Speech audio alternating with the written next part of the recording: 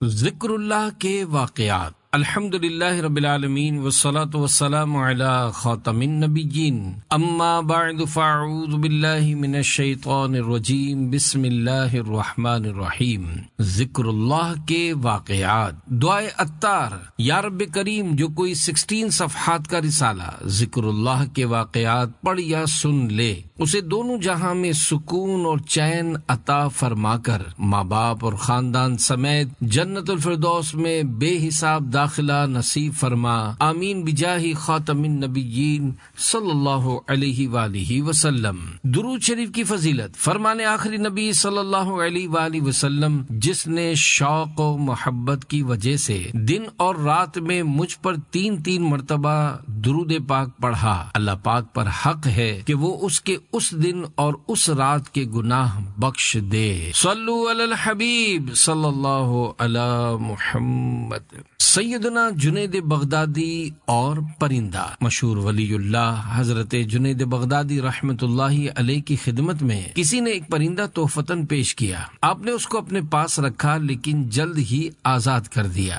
آپ کی خدمت میں عرض کی گئی، آپ نے اسے کیوں آزاد کر دیا؟ فرمانے لگے، اس پرندے نے مجھ سے کہا، اے جنید، آپ خود تو آزادی کے ساتھ ہر طرف گھومتے ہیں، اپنے احباب اور دوستوں سے ملاقات بھی کرتے ہیں، لیکن آپ نے مجھے قید کر رکھا ہے، مجھے بھی آزاد کر دیجئے تاکہ میں بھی اپنے دوستوں سے ملاقات کر سکوں اور آزادی کے ساتھ اڑ سکوں۔ یہ بات سن کر میں نے اسے آزاد کر دیا۔ جنید بغدادی رحمت اللہ علیہ فرماتے ہیں، جب میں نے اس پرندے کو آزاد کیا تو اس نے مجھ سے کہا، اے جنید، میں اس لیے قید کیا گیا کہ ایک دن اللہ پاک کے ذکر سے غافل ہو گیا تھا۔ میں آپ سے وعدہ کرتا ہوں کہ آئندہ کبھی بھی اللہ پاک کے ذکر اور اس کی یاد سے غافل نہ رہوں گا۔ اے جنید، میں صرف ایک دن اللہ پاک کے ذکر سے غافل ہوا تو اس جرم کی سزا مجھے قید کی صورت میں ملی، تو ان انسانوں کا کیا بنے گا جو عمر بھر اللہ پاک کی یاد سے غافل رہتے ہیں۔ یہ نصیحت کرنے کے بعد وہ پرندہ اڑ گیا۔ علامہ صفوری رحمت اللہ علیہ اس واقعے کے تحت فرماتے ہیں، وہ پرندہ بار بار حضرت جنید بغدادی رحمت اللہ علیہ کے پاس آنے لگا اور آپ سے مانوس ہو گیا، یہاں تک کہ جب آپ دسترخوان پر کھانا تناول فرماتے تو وہ دسترخوان پر آ کر بیٹھ جاتا اور آپ کے ساتھ کھانا کھاتا اور دانے چگتا۔ جب حضرت جنید بغدادی رحمت اللہ علیہ کا انتقال ہوا تو وہ پرندہ نیچے گرا، تڑپنے لگا، تڑپ تڑپ کر اس نے بھی دم توڑ دیا۔ آپ رحمت اللہ علیہ کے انتقال کے بعد کسی نے خواب میں دیکھ کر پوچھا، ما فعل اللہ بکا، یعنی اللہ پاک نے آپ کے ساتھ کیا معاملہ فرمایا؟ حضرت جنید بغدادی رحمت اللہ علیہ نے ارشاد فرمایا، میں نے ایک بے زبان پرندے پر رحم کیا تو اللہ پاک نے مجھ پر بھی رحم کیا۔ پیارے پیارے اسلامی بھائیوں، اس ایمان افروز واقعے سے ہمیں عبرت کے بہت سے مدنی پھول حاصل ہوئے، جن میں سے چند پیش خدمت ہیں۔ نمبر 1، جو پرندہ اللہ پاک کے ذکر سے غافل ہوتا ہے وہ قید ہو جاتا ہے۔ جمادات و نباتات کا معاملہ بھی کچھ اسی طرح کا ہے۔ چنانچہ حدیث پاک میں ہے، درخت پر کلہڑا اسی وقت چلتا ہے جب وہ اللہ پاک کے ذکر سے غافل ہوتا ہے۔ دنیا میں جو بھی پرندے اور جمادات وغیرہ ہیں، سب اللہ پاک کا ذکر کرتے ہیں اور ہر وقت اس کی یاد میں ان کی زبان تر رہتی ہے۔ دوسرا مدنی پھول یہ حاصل ہوا کہ اللہ پاک کی عطا سے اولیاء کرام رحمت اللہ علیہم پرندوں سے بات چیت کرتے اور ان کی گفتگو سمجھتے ہیں۔ 3، ایک مدنی پھول یہ بھی حاصل ہوا کہ چرندوں اور پرندوں کے ساتھ بھی حسن سلوک سے پیش آنا چاہیے، لہذا جو لوگ جانور پالتے ہیں انہیں اس بارے میں خوب غور و فکر کر لینا چاہیے۔ مچھلیاں پالنا۔ اے عاشقان رسول، آج کل لوگ شیشے کے چھوٹے سے شوکیس میں پلاسٹک کے کچھ پھول ڈال کر رنگ برنگی چھوٹی چھوٹی مچھلیاں رکھتے ہیں۔ وہ پیاری پیاری مچھلیاں شوکیس کے شیشے کو پانی سمجھ کر راستہ ڈھونڈتے ہوئے بار بار اس پر اپنا منہ مارتی ہیں اور دیکھنے والے ان کی اس حرکت سے لطف اندوز ہوتے ہیں۔ ایسوں کو سوچنا چاہیے کہ یہ مچھلیاں وسیع سمندر میں آزادی سے تیرتی ہیں، لیکن آج ان بیچاریوں کو ایک چھوٹے سے شوکیس میں بے دردی سے بند کر دیا گیا ہے۔ اگرچہ شیشے کے شوکیس میں مچھلیاں رکھنا حرام نہیں، لیکن ذرا سوچئے اگر ہمیں ایک کمرے میں نظر بند کر دیا جائے تو ہم پر کیا گزرے گی؟ یقیناً دنیا کی تمام آسائشیں مہیا ہونے کے باوجود ہمارا جینا دوبھر ہو جائے گا۔ اسی طرح ان پرندوں کو دیکھ کر بھی بڑا ترس آتا ہے جنہیں لوگوں نے پنجروں میں قید کر کے ان کی پرواز کا سلسلہ منقطع یعنی ختم کر دیا ہے۔ اسی طرف اشارہ کرتے ہوئے کسی شاعر نے کیا خوب کہا ہے، اے طائر لاہوتی اس رزق سے موت اچھی، جس رزق سے آتی ہو پرواز میں کوتاہی۔ بہرحال اللہ پاک کی کسی مخلوق پر بلا وجہ ظلم نہیں کرنا چاہیے، کہیں ایسا نہ ہو یہی ہماری آخرت کی بربادی کا سبب بن جائے۔ بلی پر ظلم کرنے کا عذاب حدیث پاک میں ہے، ایک عورت کو اس وجہ سے عذاب میں مبتلا کیا گیا کہ اس نے ایک بلی کو قید کیے رکھا، نہ تو اسے کچھ کھلایا پلایا اور نہ ہی چھوڑا کہ وہ کچھ کھا کر گزارا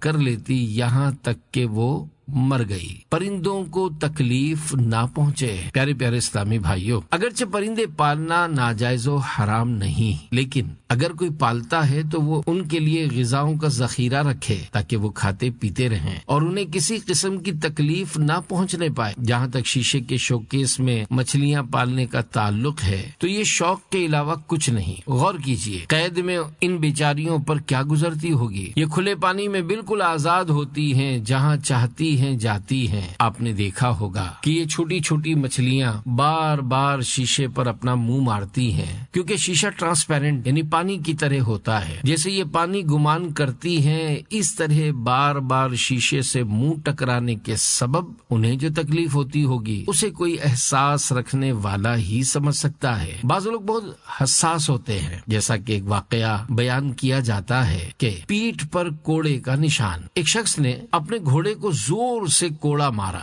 تو وہاں قریب ہی کسی چارپائی وغیرہ پر ایک بزرگ تشریف فرما تھے، جنہیں اس کا اتنا صدمہ ہوا کہ ان کی پیٹھ پر کوڑے کا نشان آ گیا۔ اے عاشقان رسول، اگر ہم اللہ پاک کی مخلوق پر رحم کریں گے انشاءاللہ ہم پر بھی رحم کیا جائے گا، لیکن نعوذ باللہ اگر ہم بیجا ظلم کریں گے تو بروز قیامت پھنس جائیں گے۔ یاد رکھیے بکری وغیرہ حلال جانوروں کو ذبح کرنا ظلم نہیں، کیونکہ شریعت نے انہیں ذبح کرنے کی اجازت دی ہے، لیکن ان کے ساتھ ظلم کی مختلف صورتیں ہیں۔ مثلا بکری یا بکرے کو ذبح کرتے وقت اتنا زیادہ ذبح کر دینا کہ چھری ریڑھ کی ہڈی یا حرام مغز تک پہنچ جائے۔ یاد رہے ریڑھ کی ہڈی گردن سے لے کر کمر کے آخری سرے تک ہوتی ہے، اس میں دم شامل نہیں۔ اس ہڈی سے ایک سفید ڈوری نکلتی ہے جو حرام مغز کہلاتی ہے، اس کا کھانا حرام ہے، مگر عام طور پر لوگوں کو اس کا پتہ نہیں ہوتا۔ چانپ اور کمر کے گوشت کے ساتھ یہ سفید ڈوری بھی آ جاتی ہے اور بہت سے لوگ اسے بوٹی کا حصہ سمجھ کر کھا جاتے ہیں۔ اگر گوشت بیچنے والا ماہر قصاب ہو تو وہ اس سفید ڈوری کو گوشت سے الگ کر کے پھینک دیتا ہے۔ مرغی کی گردن میں بھی یہی سفید ڈوری ہوتی ہے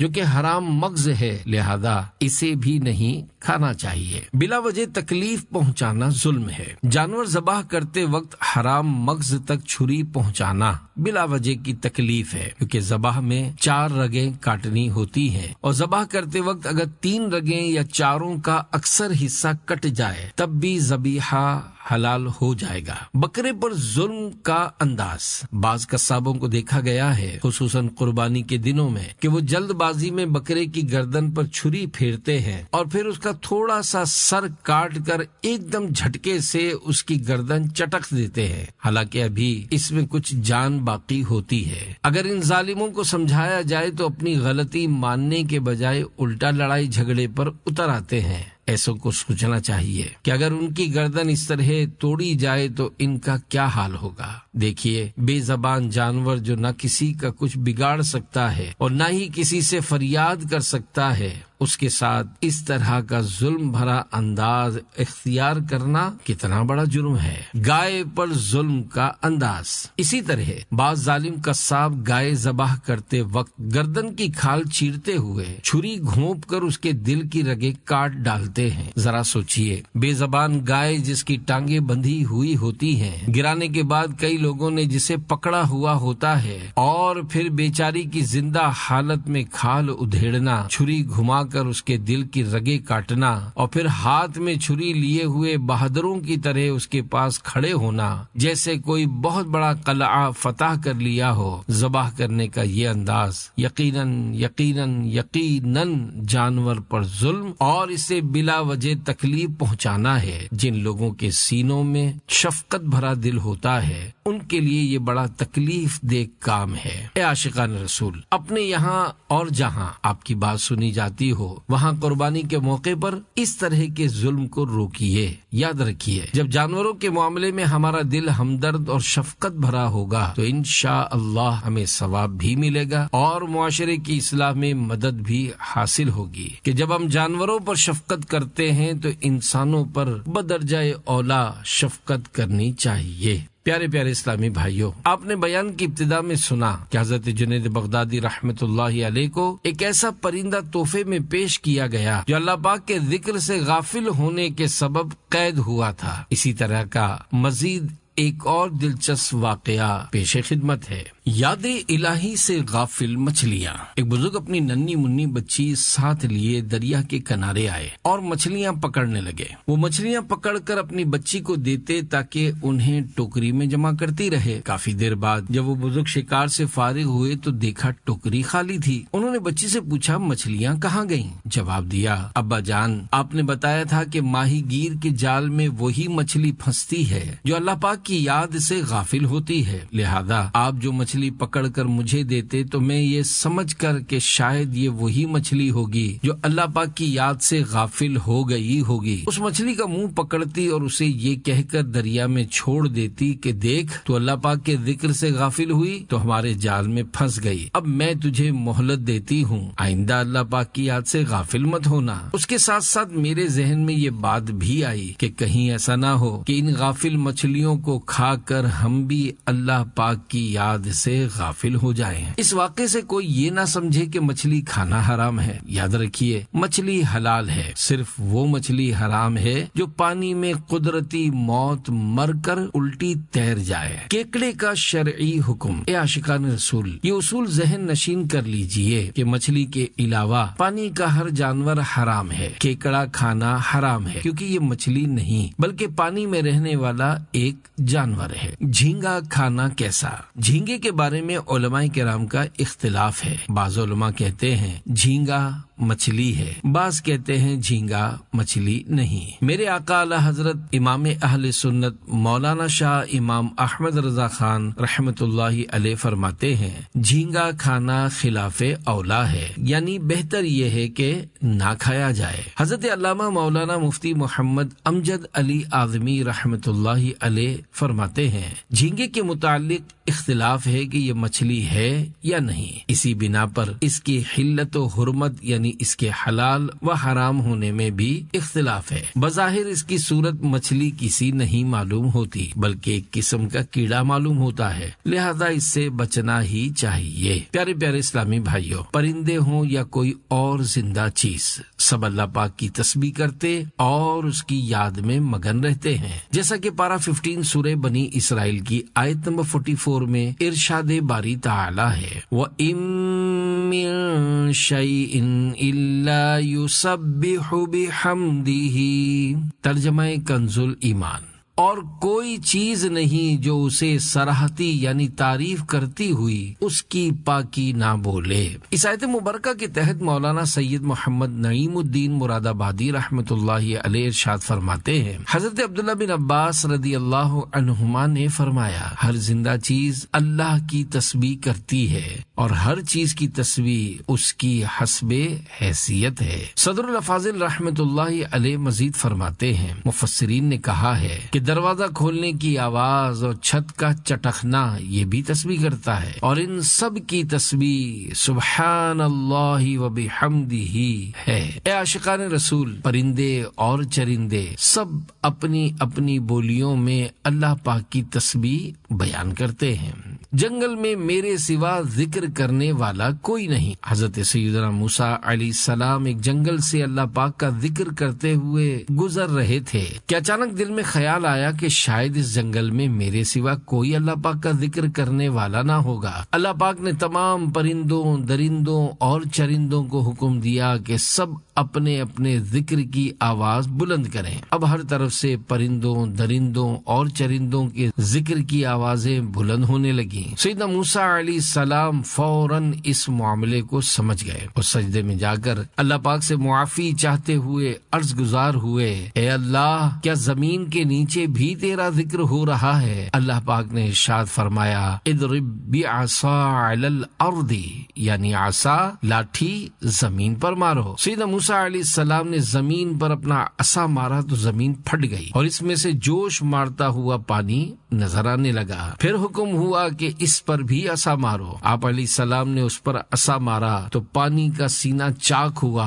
اور اس میں سے کالا پتھر نمودار ہوا۔ بحکم خداوندی اس پر بھی عصا مارا تو وہ پتھر دو حصوں میں تقسیم ہو گیا۔ اس میں سے ایک سبز جانور نکلا جو اللہ پاک کا ذکر کر رہا تھا۔ سیدنا موسیٰ علیہ السلام نے اس سے پوچھا، تیری عمر کتنی ہے؟ اس نے کہا 300 سال۔ فرمایا، تیرا کام کیا ہے؟ بولا، کیا اللہ پاک کی یاد سے بھی کوئی اہم کام ہے؟ اے موسیٰ، میں ہر وقت اللہ پاک کی یاد میں مشغول رہتا ہوں۔ مجھے دن میں 2 مرتبہ پانی پیش کیا جاتا ہے، لیکن میں اس ڈر سے نہیں پیتا کہ کہیں ایسا نہ ہو کہ میں پانی پینے میں مشغول ہو جاؤں، اس دوران میری موت واقع ہو جائے اور یوں میں اللہ پاک کا ذکر چھوڑ کر غفلت کی موت مر جاؤں۔ یہ کہہ کر وہ سبز جانور غائب ہو گیا، پتھر پانی کے نیچے چلا گیا اور زمین دوبارہ اپنی اصلی حالت پر آ گئی۔ پیارے پیارے اسلامی بھائیوں، دیکھا آپ نے، زمین کے اندر رہنے والی مخلوق بھی اللہ پاک کا ذکر کرتی ہے۔ اس ضمن میں ایک اور واقعہ پیش خدمت ہے۔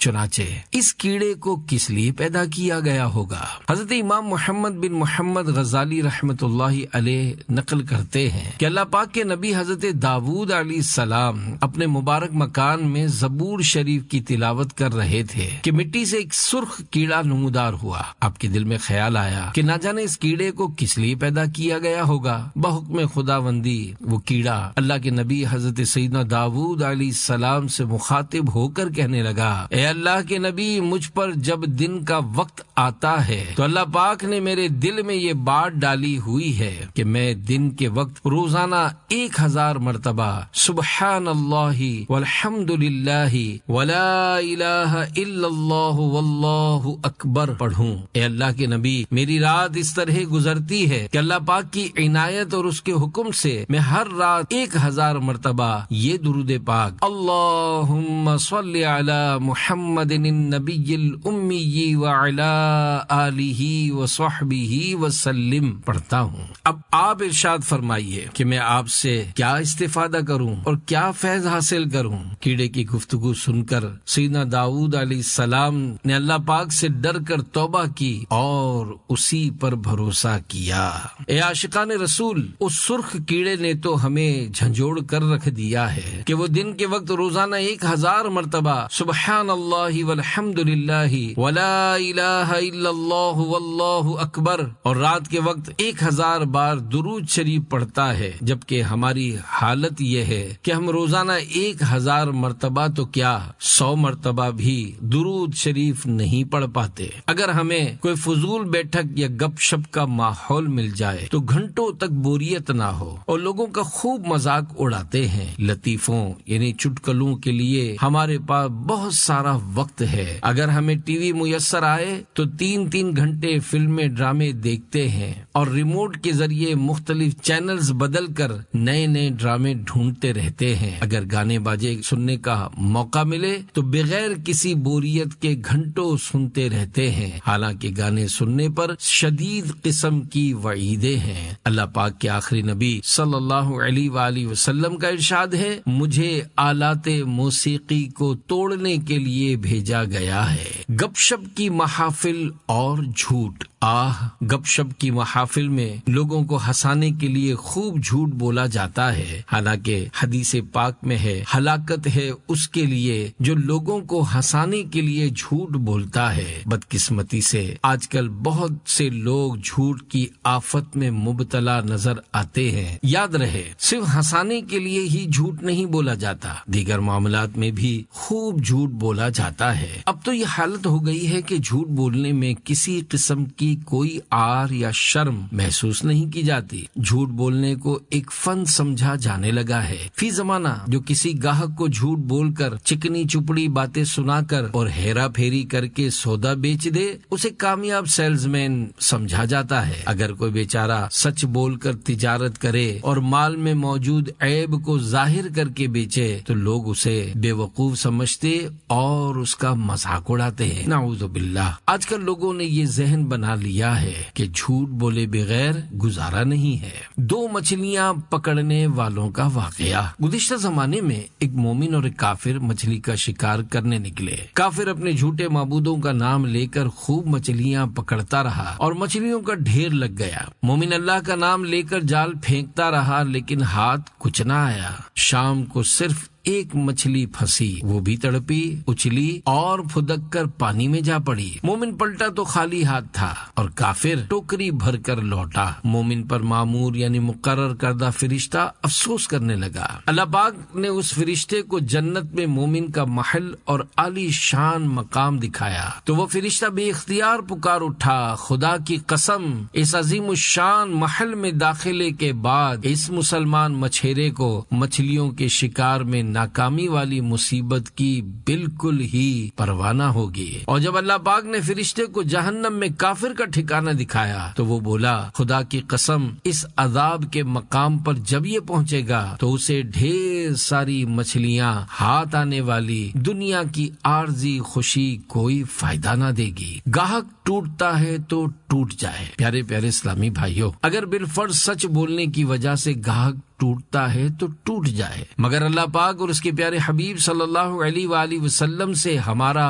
محبت کا رشتہ نہیں ٹوٹنا چاہیے۔ یاد رکھیے، اگر سچ بولنے سے کاروبار میں کمی آتی ہے تو کوئی بات نہیں، پروردگار عالم جو 2 جہانوں کو پال رہا ہے، جب تک ہماری زندگی ہے ہمیں بھی روزی دے گا، بھوکا نہیں رکھے گا۔ چاہے کوئی رشوت لے کر، سودی لین دین کر کے، کاروبار میں جھوٹ بول کر اور ملاوٹ والا مال بیچ کر بڑے بڑے بنگلے بنا لے اور عمدہ عمدہ کاریں لے لے، ہمیں اللہ پاک کی رحمت سے مایوس نہیں ہونا چاہیے اور نہ ہی یہ گمان کرنا چاہیے کہ اللہ پاک ہمارے حال سے بے خبر ہے۔ یاد رکھیے، اللہ پاک ہمیں آزما رہا ہے، ان قریب ہمیں بھی موت آئے گی اور اسے بھی جس نے حرام ذرائع اختیار کر کے خوب مال بنایا ہے، لیکن اللہ پاک نے چاہا تو اس کے مقابلے میں ہمارا معاملہ قابل رشک ہوگا۔ قابل رشک کون؟ اے عاشقان رسول، خدا کی قسم، دنیا میں زیادہ مال کمانے والا قابل رشک نہیں۔ قابل رشک صرف وہی ہے جو اپنا ایمان سلامت لے کر قبر میں اتر جائے۔ جگہ جگہ ایمان کے ڈاکو موجود ہیں اور شیطان طرح طرح سے ایمان پر حملے کر رہا ہے۔ اپنے ایمان کی حفاظت کرنا ایک بہت بڑا مسئلہ ہے۔ غفلت، شیاری، دنیا داری، صرف حصول دنیا کو اپنی زندگی کا مقصد سمجھنا، برے لوگوں کی صحبت میں رہنا وغیرہ، اتنی ساری آفتوں کے ہوتے ہوئے اگر ایمان سلامت رہ جائے تو یہ بہت بڑی بات ہے۔ افسوس، 100 کروڑ افسوس، ہمیں اپنے ایمان کی سلامتی کی فکر نہیں، کیونکہ اگر ایمان کی سلامتی کی فکر ہوتی تو ہم گمراہ، بددین اور برے لوگوں کی صحبت سے دور بھاگتے، جیسا کہ ہمیں اس کا حکم بھی دیا گیا ہے۔ چنانچہ پارہ 7 سورہ انعام کی آیت نمبر 68 میں ارشاد خداوندی ہے، وَإِمَّا يُنْسِيَنَّكَ الشَّيْطَانُ فَلَا تَقْعُدْ بَعْدَ الذِّكْرَى مَعَ الْقَوْمِ الظَّالِمِينَ۔ ترجمہ کنز الایمان، اور جو کہیں تجھے شیطان بھلاوے تو یاد آئے پر ظالموں کے پاس نہ بیٹھ۔ اس آیت مبارکہ کے تحت مفسرین فرماتے ہیں یہاں ظالمین سے مراد کافرین، مبتدعین یعنی گمراہ و بددین اور فاسقین ہیں۔ ہو سکتا ہے ایسے لوگوں کی صحبت میں رہنے سے کسی کی دنیا تو آباد ہو جائے لیکن آخرت برباد ہو جاتی ہے، بلکہ بعض اوقات دنیا بھی برباد ہو جاتی ہے۔ دیکھے ہیں یہ دن اپنی ہی غفلت کی بدولت۔ پیارے پیارے اسلامی بھائیوں، دنیا کی محبت، دنیاوی مال و دولت کی لالچ اور غفلت کا نتیجہ ہے کہ آج مسلمان تباہ و برباد ہو گیا ہے۔ اگر مسلمان کی زبان اللہ پاک کے ذکر سے تر رہتی اور اس کا دل اللہ پاک کی یاد سے معمور رہتا تو یہ نوبت نہ آتی، لیکن افسوس معاملہ اس کے برعکس ہے۔ پہلے بندہ جب آنکھ کھولتا تھا تو صبح سویرے اللہ پاک کا نام اس کے کان میں پڑتا تھا، جبکہ اب صورتحال یہ ہے کہ بندہ صبح آنکھ کھولتا ہے تو فلمی گانوں کی آواز اس کے کانوں میں گونجتی ہے۔ پہلے بندہ آنکھ کھولتا تھا تو پاکیزہ صورتیں دیکھتا تھا، اور اب موبائل پر بے حیا عورتوں کے چہرے دیکھتا ہے۔ یاد رکھیے، بد نظری کی سزا بڑی ہولناک ہے، آنکھوں میں آگ بھر دی جائے گی۔ منقول ہے، جو کوئی اپنی آنکھوں کو نظر حرام سے پر کرے گا قیامت کے روز اس کی آنکھوں میں آگ بھر دی جائے گی، کانوں میں پگھلا ہوا سیسا۔ حضرت سیدنا انس رضی اللہ عنہ سے منقول ہے، جو شخص کسی گانے والی کے پاس بیٹھ کر گانا سنتا ہے قیامت کے دن اللہ پاک اس کے کانوں میں پگھلا ہوا سیسا انڈیلے گا۔ اپنے نازک اور کمزور جسموں پر رحم کھاؤ اے کمزور اور ناتواں اسلامی بھائیوں، اپنے ان نازک اور کمزور جسموں پر رحم کھائیے جو نہ گرمی برداشت کر سکتے ہیں نہ سردی، معمولی درد سر بھی نہیں سہ سکتے، جنہیں ہلکا پھلکا بخار بھی توڑ کے رکھ دیتا ہے، تو ایسے جسم جہنم کی آگ کیسے برداشت کر پائیں گے؟